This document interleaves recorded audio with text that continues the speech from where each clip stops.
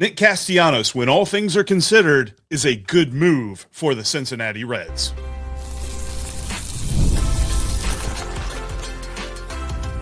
You are Locked On Reds, your daily Cincinnati Reds podcast, part of the Locked On Podcast Network, your team every day. Welcome into Locked On Reds. Locked On Reds is part of the Locked On Podcast Network, now the #1 sports podcasting network in all of the land. Thank you very much for helping get us there. We appreciate you very, very much. My name's Stephen Offenbaker. His name's Jeff Carr. We love baseball. We love the Cincinnati Reds. We love talking about baseball. We love talking about the Cincinnati Reds so much. In fact, we've been doing it for a combined 14 seasons now in podcast form, and we love talking about the Cincinnati Reds with you. On today's show, a little bit later, we're going to get into the Elly De La Cruz situation and answer the question, are the Reds sending Elly mixed signals when it comes to what they expect from him? And are they sending us mixed signals about just how healthy Elly is? We're going to get into that a little bit later in the show. We're also going to get into why not Miguel Andújar. We've talked about options for the Cincinnati Reds. We've talked about the things they could do to have this lineup be a little bit better. And Miguel fits in, and we haven't spent a whole lot of time talking about him. We're going to fix that a little bit later in today's show. And where we are going to begin is with the possibility of a reunion with another old friend. We talked about Eugenio Suarez yesterday, and today we're going to talk about old friend Nick Castellanos, because Philly is looking to get him out of town at pretty much any cost, and that could benefit the Cincinnati Reds. We'll talk about that coming up here in just a second on today's show that's brought to you by FanDuel. If you want to be right in the middle of the action this NFL season, visit FanDuel.com to place your NFL live bets all season long. All right, Jeff, this one's growing on me a little bit. We kicked the tires on this yesterday in prep and decided to push it to today. And in that 24-hour period, had some time to let it marinate, ruminate a little bit. And a Nick Castellanos reunion might not be the worst thing in the world for the Cincinnati Reds at this point. Yeah, and there's lots to consider with this thought process. The main reason that I believe that the Reds should do this is the most quintessential thing that Nick Krall could do. Think about what he said at the beginning of the offseason. We're going to wait. We're going to wait for all the dust to settle. He said it in so many words. He said it in Nick Krall speak. But in normal person's terms, we're going to wait for the dust to settle, and then we're going to make our move. This is the dust settling right now, because the Phillies have said, at least according to Matt Gelb, the beat writer for the Phillies over at The Athletic, the Phillies have said they are going to either trade him or release him. So i.e. he's not going to be in Philadelphia next year, i.e. they don't mind eating his money. He's got $20 million left on his contract, final year in 2026. And the Phillies are basically telling everybody, look, we will pay for him. We just want to move him. We don't want him on our team anymore. And I believe that this is the perfect scenario for the Reds who love to shop in the clearance aisle at Audi, for the team that just does not want to spend top dollar. This might be a situation where they don't have to spend anything to get a guy. Now, I think there's some caveats involved with this as to how the Reds could best utilize this. You're not plugging him in right field anymore, but I think that this is the perfect move for Nick Krall in his let's be kind and say in his dystopian world of front office moves. Nick Castellanos in Philadelphia last season, Jeff, in his age 33 season. Now, if you just go straight to his WAR, you're going to be like, no, we don't want that guy. He was negative. He was negative last season, 0.8 in WAR. In 147 games for the Phillies. But if you dig a little bit deeper, and you don't have to dig too deep, slash line of 250, 294, 400, not world beater, but there's something there, and 17 home runs in a season where he was down a little bit. The previous 2 seasons, he hit 23 and 29. So he still got pop in that bat. I think you're absolutely right. You bring him in as a DH. Maybe you teach him first base and you give him a few starts over there. Yeah. And for him to be open to that, you're absolutely right, though. You can't put him in the outfield unless there's an emergency. But he's never played first base. He was a third baseman for a time way back in the day. I'm not suggesting you put him there either. But I don't mind this if this is one of those deals where he's nearly free. if he's nearly free, what do you have to lose? Right. What's the downside? This is going to be a trade that doesn't cost the Reds very much. We're talking, low level complex guy, right? That's what Right. you were pitching. So I'm okay with this. From a fan standpoint, and maybe more the casual fan in Cincinnati, they'll see this name, they'll remember his 2021 season and think, all right, we're cooking with gas now. And I'm okay with that, because if he comes to Great American Ballpark and gives you 20 to 25 home runs, that's kind of what you're looking for. And you don't have to necessarily, hit him clean up all the time, but 20 to 25 home runs in the 4-hole for the Cincinnati Reds in 2026 is pretty much better than what anybody else was doing anyway. Why? Well, and that's the biggest part of this that I really love, is that the Reds could make this move and still make other moves. They could still go get a bullpen guy, still go get a lefty reliever. They could still go get Miguel Andújar, who we'll talk about in just a few minutes, to help out the outfield. You could address multiple spots. Now, again, this is not okay, they're getting an A if they do this and they do those other things, but they will address things. They won't just leave them sitting and, run it back status quo next year. This is the kind of move that Nick Krall should be just falling over himself trying to get to the phone to call Dave Dombrowski and get this deal done, because I really believe that the Phillies are basically saying, please offer us anything at all, and you won't have to negotiate for some sort of free agent deal, because there's a possibility that he's signing for more than 1 year. That's the other part of this. This is a 1-year deal. You don't have to keep him for multiple years and worry about how the decline hits him after 2026. And it may be hitting him in 2026, but this would be a free gamble to find that out. If he goes to the open market, there's a chance that he's looking for a multi-year deal, because I doubt that he would take he probably takes a 1-year deal if it goes all the way to February. But I feel like the Phillies are motivated. And like I had mentioned, he said that he's willing to learn first base. So he's motivated to get out of there. And he had some good times here in the city of Cincinnati.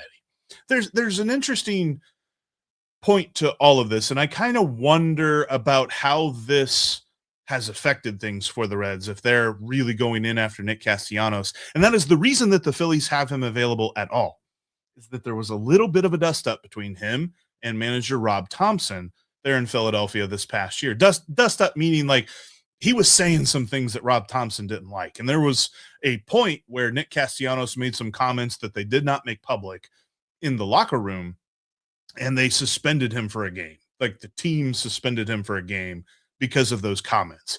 And Nick Castellanos has also been open with reporters at times about Rob Thompson's not necessarily he didn't agree with the manager's handling of the roster. And so there's a little bit of that involved, that I wonder if Terry Francona has watched that and said, you know what, we had some good times in the past. No need to dredge that back up. I don't necessarily want that to be a problem next year. So that could be on the table as well. Yeah, and those are things we'll probably never know. We'll never know exactly, one, what was said behind those closed doors, and two, we won't know if Tito puts the nicks on players or not. I would be interested to know, and this is probably something that Tito will never tell us, or Nick Krall would tell us, just how involved Terry Francona is in this process when they identify free agents or trade targets that they may be willing to go get.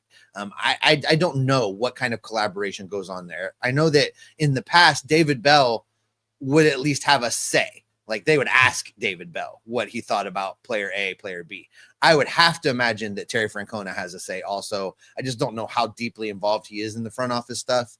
But the fact remains, you need somebody that can give you some home run pop. And if you're looking around the league, the cupboard is starting to get bare on the free agent market, at least from a standpoint of guys that the Reds can realistically go out and get. So if you can get a free adjacent player that can give you 20 home runs, I think you got to take the chance on it.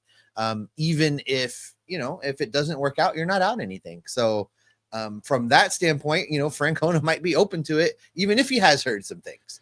Look, there's no such thing as a free lunch, but this kind of feels like a 10-cent lunch, maybe. So let's see There's if a it works coupon. out. I've been saying Nick Big Krall's time been looking coupon. for a coupon. He finally found the coupon because Oh. there's still no Shohei Ohtani in that bargain bin, buddy. There's a big old Philly coupon looking right back at him. Let's see if he takes advantage of that one. But I know this. Outside of the Nick Castellanos or even the Eugenio Suarez, who we talked about yesterday of it all, there's a guy sitting out there that the Reds should have already brought back, and he played for the Reds at the end of last season. Miguel Andújar needs to be in a Reds uniform next year, and I'm tired of it not being true. FanDuel is the place to live bet NFL games as we head down into the stretch run. Get ready for the playoffs. So many exciting matchups are happening. Of course, none of them are involving the Bengals because they're officially eliminated. What we already knew has now been confirmed, but there's still plenty to get in on with every game that you watch. In fact, I love using FanDuel to live bet my fantasy players who are playing in the different games. I turn on Red Zone. I live bet my fantasy players, whether you're talking about touchdowns or yards or completions, whatever it might be. FanDuel's got you covered. You got to download FanDuel today and get in on all the action, especially as we get into the playoffs, because that makes it so much more fun. Plus, we got Christmas Day football action coming next week and always the NBA as well. That's another great one to live bet, and you should do it all over at FanDuel. Thank you for making Locked On Reds your first listen of the day, and thank you for making Locked On the #1 sports podcast network. You already live your team every day. Now take it up a level and go ad-free. Join the Everydayer Club today and get Locked On Reds with no interruptions, members-only Discord access, and more. All for just $5 a month or $50 a year. You pay for a yearly thing, you get 2 months for free. Go to lockedonreds.supercast.com or check the link in the show notes down below to learn more. All right, see, we kind of mentioned Miguel Andújar a little bit so far this offseason. We've said almost as a matter of fact, like we feel like he's going to be a Red at some point. But quite frankly, I don't understand why he's not a Red yet. And I saw a Substack post from our friend Charlie Goldsmith where he was talking about some guys who are still available. And he said, there's only one guy that really makes sense as an everyday player, and that's Austin Hayes. And I would push back on that because I feel like Miguel Andújar is an even better everyday player than him. And I think, hopefully, and maybe this is one of the reasons he hasn't signed yet, but I think that hopefully his leg will have healed and he will be good enough to play in the outfield again. Because remember, that's the reason that he only DH'd last year, is because he was dealing with a leg injury. But the Reds need to have Miguel Andújar like 3 days ago. I agree. I wish that we knew a little bit more about what the team was thinking when it comes to Miguel Andújar, because somehow he's a platoon player narrative has stuck with him. But if you look at these numbers, it doesn't make very much sense. Career-wise, or even just last year. Let's just take his numbers from last year, Jeff, because he played a pretty decent split. He played 44 games against left-handed pitching. He played 84 games against right-handed pitching. In those games, the splits say he's an everyday player. As a right-handed batter against right-handed pitching, his slash line was 290, 331, 429. That breaks down to a split OPS plus of 116, 16% better than league average. And then if you look at the numbers against left-handed pitching, it's even better because you get the 44 games, you get a slash line of, buddy, let me tell you, 389, 409, 578 for a split OPS plus of 172, 72% better than league average against left-handed pitching. I don't know why they let him leave the clubhouse at the end of last season. There should be video of Nick Krall holding him by the ankles. You remember the fight with Yasiel Puig where Tucker Barnhart's getting dragged at home plate? It should have looked like that with Nick Krall hanging on to Miguel Andújar's legs. Yeah, because he fills a key need for this team. I mean, if you talk about, because we're trying to like squint really hard and see a platoon in left field. If you bring in Miguel Andújar, you don't need to platoon him. He plays left field every day, and he can obviously he can play DH. You and I were talking about this a little bit as we were getting ready for the show. There were 5 different guys who played at least 17 games as the Reds' designated hitter. and nobody was better than Miguel Andújar. Like, Miguel Andújar had the best OPS plus, and he had the best slash line of anybody. Like, he was really good in that role, and we saw it all the time. Like, he was coming up with barrel after barrel after barrel, especially at Great American Ballpark. And this goes back to, and we're doing this thing today where we're like, hey, we have an idea and we can link it back to something that Nick Krall said. Nick Krall has said time and time again, Steve, what's he said about hitting? He said that we want line drive guys. That's who Miguel Andújar is. Every time I saw him swing the bat, that thing was screaming into the outfield. They should have already, honestly, I don't even know. And I remember talking about this with Tim Daniel a little bit as the season was coming to a close. And Tim was like, he seems like the perfect 1+1 candidate. Give this guy a 3-year deal. Like, sign him up for a while, because who do you have in the outfield that you are blocking if you sign Miguel Andújar to a couple of seasons? I don't want him for just 2026. I want him for a couple of years, because I really feel like he could be an asset to this lineup. And to be clear, we're talking about Miguel Andújar for a second move. It's something and Miguel Andújar to put in this lineup, because we're not looking to bring Miguel Andújar in here to be the number 4 hitter behind Elly in this lineup. No, but if Miguel Andújar is your number 5, your number 6 guy behind that power hitter you brought in, whether it's Castellanos or Suarez or somebody else, this lineup starts to look a bit better than it did last season.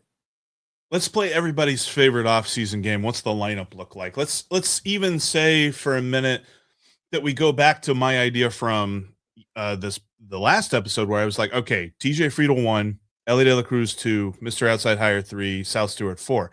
Let's push Sal Stewart back 1. Let's say TJ Friedl, Elly, Nick Castellanos, Miguel Andújar, Sal Stewart. See, you still have Miguel clean up there, and I would rather put somebody that will occasionally run into a few. So in that particular lineup, maybe you hit Tyler Stevenson, maybe, or you go Friedl, Elly, Castellanos / Suarez / outside hire. Then you go Tyler Stevenson, then you go Sal Stewart, then you go Miguel Andújar as your number 6 hitter, and kind of flip that lineup back over again. You know, your second batch, your second leadoff guy, your second get on base guy is Miguel Andújar in the 6 hole. I like that lineup. Well, then, okay, let's even scrap my idea. Let's buy back into the idea of either Marte or McLean at number 2. Maybe Marte, at least to start the season. If McLean goes back to being McLean, then he probably works his way into that spot. But yeah, if it's 3-WAR McLean, I'm batting that guy second. 3-WAR McLean second, TJ Friedl 1st, Elly 3rd, Castellanos 4th, Andújar, Stewart 5th and 6th. However those 2 guys go, I kind of like that a lot more than what I'm seeing right now. Like, what I'm seeing right now is there's just holes in this lineup, and you can put names in there, but you don't feel good about them. You go out and you get Castellanos and you get Miguel Andújar, which you can do. We're not talking about a pipe dream where money falls out of the skies that Castellanos don't have. This is something they could do. And you would feel a lot better about that lineup. I keep coming back to our need to have a meme of either Nick Krall or one of the Castellanos with the I got $1 fishing pole guy. I feel like that needs to happen, Jeff, because otherwise your options are you have to use somebody in-house. And the only other guy, when you look around the cupboards down in the minor leagues and you brush away the cobwebs, the only guy you still find on the shelf is Hector Rodriguez, who we know absolutely nothing about. Right. Like, he could be a lot of fun. He really could, but he also has this one thing that is staring at everybody. If you look at his profile on any website that kind of shows you, like, you know, what does he do when he's at the plate as far as discipline wise, he strikes out a lot. He chases a lot of pitches outside the zone, and he swings and misses a lot. I.e., he could be a lot of fun, or he could be Aristides Aquino. So it's really hard for me to get excited about that profile, because he's going to have to prove that he's not Aristides Aquino, he's not Christian Encarnacion Strand. Like, insert a lot of different guys that we've seen over this last decade that fit that profile.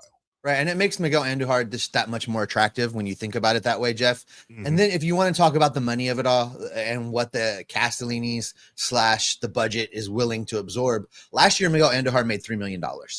Spot Track has him projected to make $6.1 million. So let's say he comes in somewhere in that neighborhood, 6, 7, 3 years, 18. eight. Yeah, get out of here with that. That's easy. Get that deal done today. I don't see any reason not to go out and get Miguel Andújar. Get it done, Nick. Get it done. I know you are watching. We need to spend a little bit of time coming up talking about our friend Elly De La Cruz, because the Cincinnati Reds have been sending some mixed signals, and it makes me wonder exactly why. We're going to be talking about Elly up next.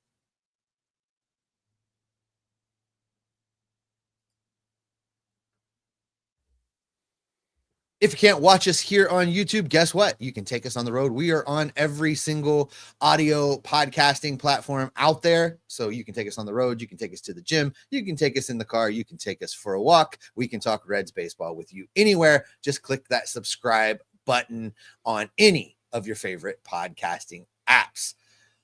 All right, Jeff, let's talk a little bit about Elly De La Cruz, because we got a little excited and spent some time talking about Elly De La Cruz, representative of the Dominican for the World Baseball Classic. And there were some great pictures out there on social media. A writer that covers the World Baseball Classic talked about Elly representing the Dominican. The Reds had a post about Elly representing the Dominican.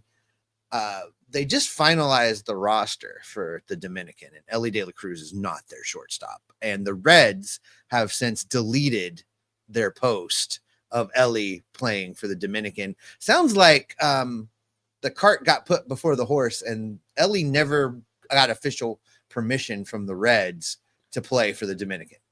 Which is, it's tough, because we want to say, well, it feels like the Reds blocked him. They actually can't do that. Like, if he wants to play in the World Baseball Classic, he can. There's nothing that says that teams can refuse a player from playing, but of course they can strongly advise and things like that. But you're right. Like, it was really interesting because it was celebrated. Even the Major League Baseball official social media accounts were sharing a picture of Elly draped in like a Dominican Republic flag. It looked really epic. It looked like a cool picture. And it's like, okay, they spent some time marketing this. Like, unless Elly just had this picture laying around, I don't know what his photo camera roll looks like on his phone, but I really feel like this was a moment where they're like, let's celebrate this. We've got a really exciting player, a really marketable player that's going to be in the World Baseball Classic. Let's go. And then it was wiped away. There was a tweet from a guy who covers the World Baseball Classic specifically. And I can tell you his name, but you're not going to know it. He's not a really well-known reporter, but this is what he does.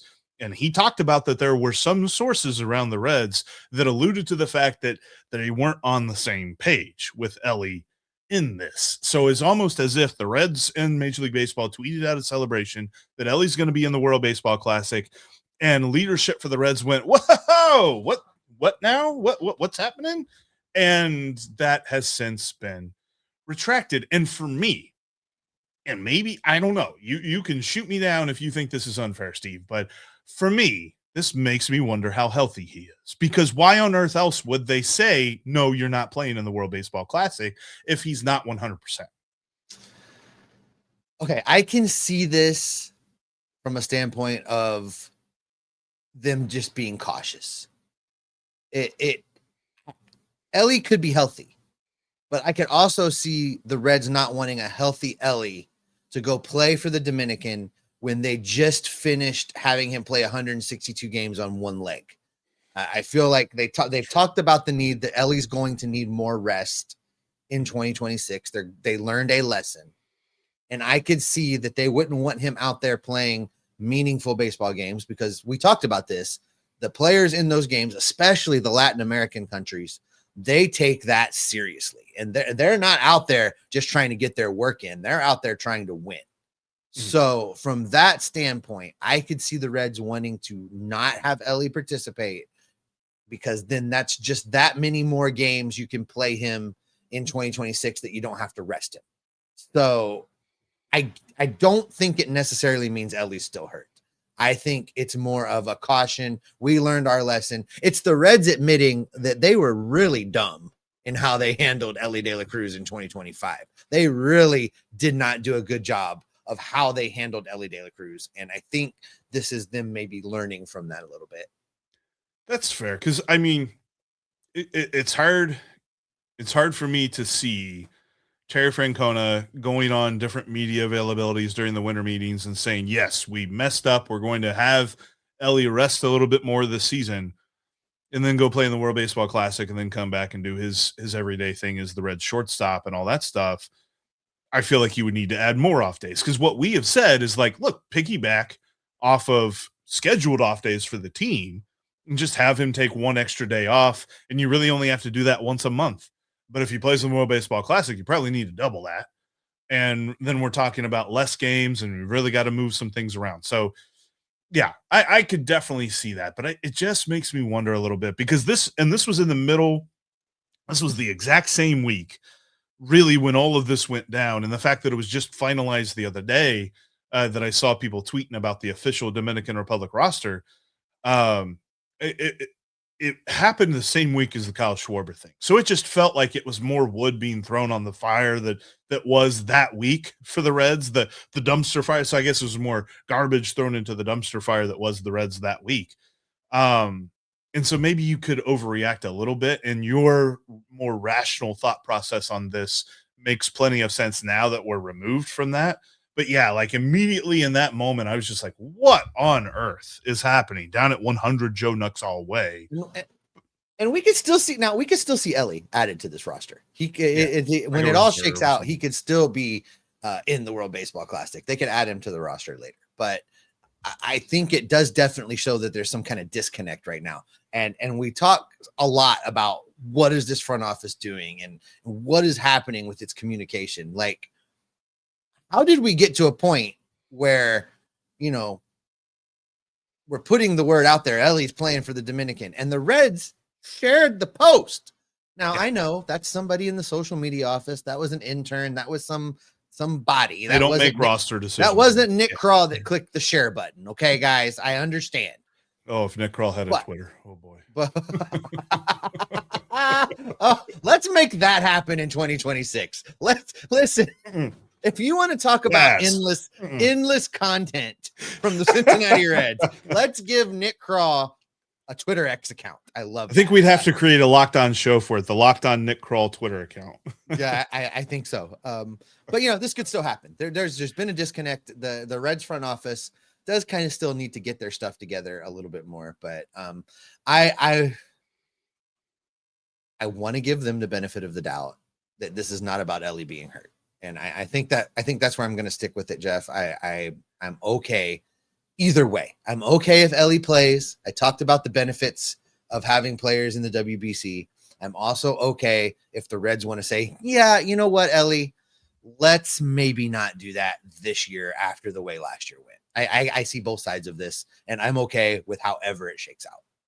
I do think it's interesting too, like how they are continuing to move with him, where it's like, to their credit, they are being like really forthright in that he is a shortstop and they're not moving him off of that position or anything like that. But then on this side, it's like, okay, things are starting to get a little bit of murky here and all that. I'm curious to see exactly how all of that moves as we get into 2026 and get forward, because we are starting to tip from, okay, he's got a lot of team control, to now we are headed toward that precipice of, are they going to extend him, which we don't think is possible. Like, honestly, I think it's like a 1% chance, maybe even less than that they actually extend him. So then you're talking about, what does a trade look like for him later on? It's tough too, because I also look at the updated Reds Fest roster and he continues to not be on it. So like, how are we moving forward with our star player here? Because there's no argument here. There is no one more marketable on this roster than Elly De La Cruz. And the Reds really got to manage this correctly, because it feels as though things are starting to get a little bit shaky when it comes to how they're treating their star player. So we're definitely going to be monitoring all of that as we go through 2026. Obviously, as we end 2025 and get into 2026, but just thinking about as we get into next year, there's so much that we're going to be monitoring here on the Locked On Reds podcast. We appreciate you for tuning in to today's Locked On Reds. Tomorrow, or the next show, because we are in our offseason mode, we're having a few less episodes each week as we move through the rest of the December and through January. But on our next episode, we are going to dive back into some more rumors. And I'm curious a little bit as to how this starting rotation exactly what we are expecting from them, because I think that passively we're expecting greatness, but what does that look like? We'll try to lay that out a little bit more on the next episode of Locked On Reds. Make sure you subscribe and follow the podcast so that you get all the latest episodes. You can also follow Steve and myself on social media. You can follow me at Jeff Carr with 3 Fs. You can follow Steve at S. Offenbaker with 2 Fs. You can also follow the show at Locked On Reds. There's no Fs in that. Did Locked On Reds make your Spotify Wrapped? Prove it on social media to secure a free month of our brand new Everydayer Club. Just tag our National Locked On Podcast Network account on any social platform, and we'll drop you a code. Be one of the first to join the Everydayer Club to get your favorite show ad-free and to get exclusive access to the members-only Discord channel. For those of you on video, we're going to send you to our first ever 24/7 National Locked On Podcast Network YouTube channel. On audio, for our listeners there, make sure that you check out Locked On MLB and make them your second listen. Until next time, you always know that Steve and myself will be Locked On Reds every single day. I'm calling the Reds front office right now and telling them that Nick Krall needs a Twitter X. I'm doing it. I'm calling right now. Give me a Twitter. Give me a TikTok. I want to see him on TikTok. That'd be a lot of fun. He'd be on Instagram.